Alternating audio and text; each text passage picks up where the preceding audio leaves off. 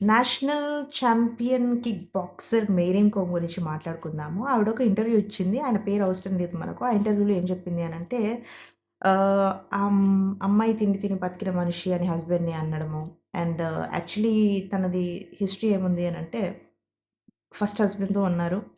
దాని తర్వాత she have 3 kids literally and after that she continued kick boxing. తర్వాత ఇంకొక అతనితో రిలేషన్‌షిప్‌లో ఉన్నారు.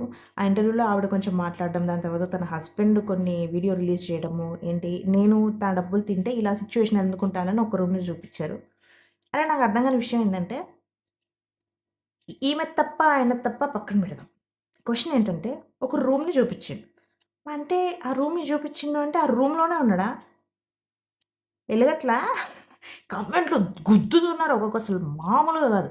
ఈ ఆయనతోని పైకొచ్చింది ఇంకా ఎళ్ళిపోయింది. తన్నది అది ఇది అని. మీరు జూషిర్రా? మీరు చూసారా?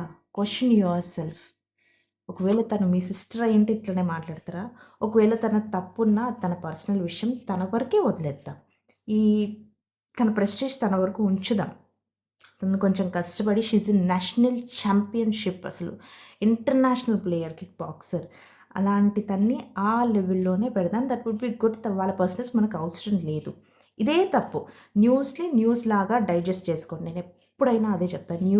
న్యూస్‌లాగా డైజెస్ట్ చేసుకోండి. Don't take it personally please. మీరు ఫోకస్ చేయాల్సిన న్యూస్ చాలా ఉందండి.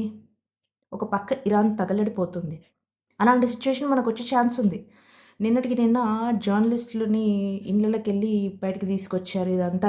ఓకే. వాళ్ళు ఇవి వేసిర్రు కేసులేయండి. తీసుకెళ్ళి లోపలేయండి. క్లియర్ కట్ అయిపోయింది గదా!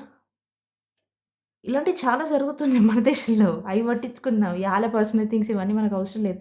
Please digest news as a news. That's it.